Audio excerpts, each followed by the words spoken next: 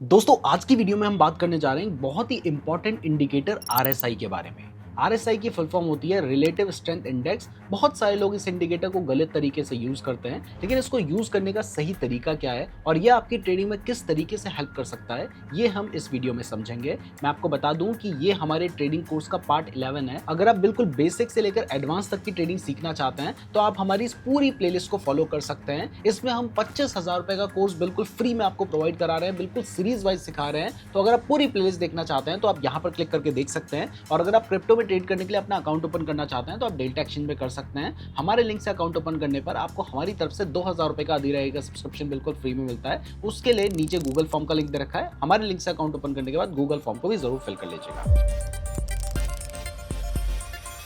तो अब चलिए आ जाते हैं सीधा अपने चार्ट पे। चार्ट पे आने के बाद यहाँ पर हमें फुल स्क्रीन पे क्लिक कर देना है और उसके बाद जब भी आप ये इंडिकेटर अपने चार्ट पे लगाना चाहते हैं तो अपने इंडिकेटर पे जाना है, आरएसआई लिख के सर्च करना है, ये आ गया रिलेटिव स्ट्रेंथ इंडेक्स। आपने इस पर क्लिक कर देना है। जैसे आप इस पर क्लिक कर देते हैं तो उसके बाद यहाँ पर इसकी सेटिंग्स में हमें कोई भी चेंज नहीं करना है। इसकी जो सेटिंग्स है वो हमें बाय डिफॉल्ट वाली ही यूज करनी है। अब ये इंडिकेटर हमें बताता क्या है, चलिए वो समझते हैं। सबसे पहले मैं आपको बताता हूँ कि लोगों को क्या लगता है, फिर मैं आपको बताऊंगा कि एक्चुअल में इसको यूज कैसे करना है। तो चलिए अब समझते हैं कि ये इंडिकेटर हमें बताता क्या है। तो सबसे पहली चीज हमें ये इंडिकेटर बताता है कि एक चार्ट बुलिश है या बेयरिश है। देखिए इस इंडिकेटर में हमें तीन तरह के लेवल देखने को मिल रहे हैं। एक है ये ऊपर का लेवल जो कि 70 का लेवल है, एक ये नीचे का लेवल है जो कि 30 का लेवल है, और बीच में हमें यहाँ पर एक मिडिल लाइन देखने को मिल रही है जो कि हमारा 50 का लेवल है।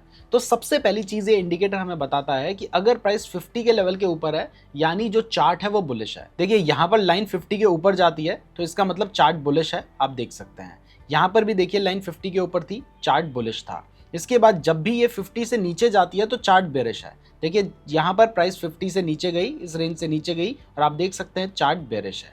यहाँ पर भी आपने देखा कि रेंज जो थी प्राइस की वो 50 से नीचे गई, उसके बाद आप देख सकते हैं कि चार्ट बेरिश चल रहा था। तो पहली चीज हमें पता चल रही है कि चार्ट बुलिश है या फिर बेरिश है। इसके बाद दूसरी चीज जो ये चार्ट हमें बताता है लेकिन उसको लोग गलत तरीके से लेते हैं वो ये है कि ये हमें बताता है कि कहां पर जो चार्ट है वो बुलिश है या बेरिश है। इसको मैं थोड़ा सा बड़ा कर देता हूं ताकि आपको इजीली नजर आ जाए। रेंज वही है हमारी 70 से लेकर 30 के बीच में।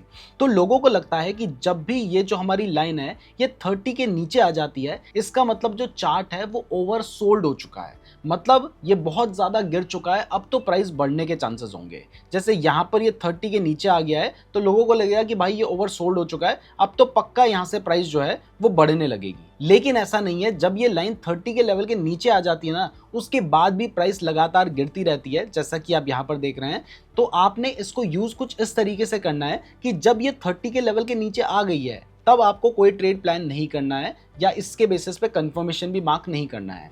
आपने मार्क तब करना है जब आपको दिखाई देता है कि प्राइस 30 के लेवल के नीचे आने के बाद आपको दिखाई देता है कि प्राइस अब 30 के लेवल से ऊपर जाने लगी है। जैसे यहाँ पर प्राइस देखिए 30 के लेवल के नीचे तो यहीं आ गई थी, लेकिन उसके बाद भी आप देख सकते हैं प्राइस अच्छी खासी गिरी है। यहाँ पर हमारा जो चार्ट है, क्योंकि मैं दो चीज़ें आपको स्क्रीन पे दिखा रहा हूँ इसलिए हमें थोड़ा सा उतना क्लियरली नजर नहीं आ रहा है, लेकिन मैं आपको बता दूं कि जैसे ये 30 के लेवल के नीचे आई है उसके बाद भी तो आप देख सकते हैं ना प्राइस अच्छी खासी गिर रखी है। लेकिन जब ये इस 30 के लेवल के ऊपर जाने लगती है तब हमें मानना चाहिए कि जो चार्ट था वो ओवर सोल्ड हो चुका था और अब यहाँ से प्राइस बढ़ने के चांसेस हैं। और उसके बाद आप देख सकते हैं कि प्राइस अच्छी खासी बड़ी है। इवन मैं यहाँ पर आपको समझाने के लिए एक बार क्या करता हूँ, यहाँ पर एक वर्टिकल लाइन मार्क करता हूँ। देखिए यहाँ पर आपको दिखाई दे रहा है प्राइस पहले नीचे आई 30 के लेवल के, एक यहाँ पे मार्क कर देता हूँ मैं।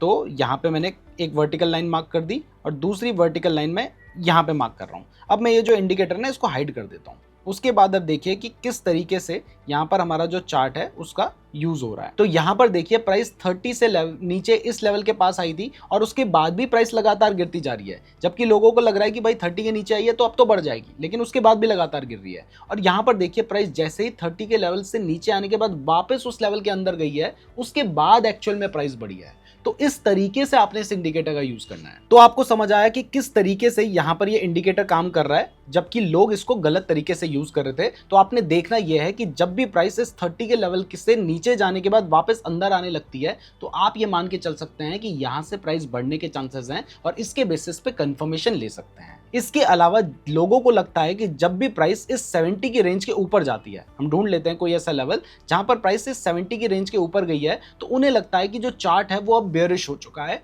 मतलब यहाँ से तो अब प्राइस गिरी जाएगी। लेकिन इसके बाद भी आप देख सकते हैं यहाँ पर जो प्राइस है वो 70 के लेवल के ऊपर गई, लेकिन उसके बाद भी प्राइस बढ़ी है। जब प्राइस वापस 70 के लेवल के नीचे आई है, जैसे यहाँ पर आपको दिखाई दे रहा है प्राइस 70 के लेवल के नीचे आई है, उसके बाद एक्चुअल में प्राइस गिरी है। ऐसा ही कोई और भी हमें एग्जांपल देखने को मिल जाएगा और कई बार आपको ऐसा देखने को मिलेगा। देखिए यहाँ पर आपको दिखाई दे रहा है प्राइस 70 के लेवल के ऊपर गई थी, लेकिन उसके बाद भी प्राइस में मूवमेंट था, इतना मूवमेंट आया है। और ये अगर आपको कम लग रहा है तो मैं आपको बता दूं 81,948 से लेके 82,800, मतलब मोटा मोटा 1000 पॉइंट का मूवमेंट था, क्योंकि हम 1 घंटे की कैंडल का यूज कर रहे हैं। और जब हमें दिखाई देता है कि प्राइस ये जो हमारी 70 की रेंज है उससे नीचे आ गई है, उसके बाद आप देख सकते हैं कि प्राइस गिरना शुरू हुई।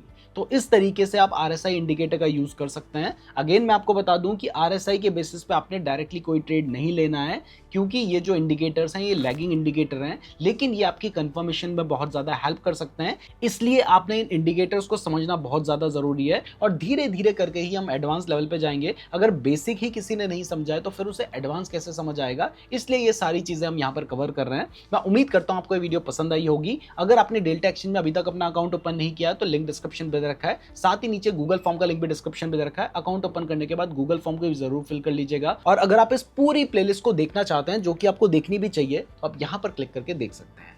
धन्यवाद।